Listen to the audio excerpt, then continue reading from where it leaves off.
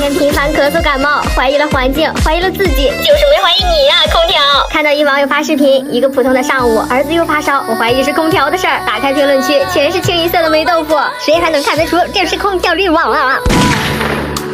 最近开空调了，一直咳嗽，小孩也咳嗽。打开空调一看，一家三口轮流感冒咳嗽，我就知道出问题了。前天洗的空调，昨天发烧，烧到今天，那是因为清洗空调的时候扬起的霉菌经呼吸道了。果然专业的事儿还真得交给专业的人处理，所有人请立刻检查你的空调。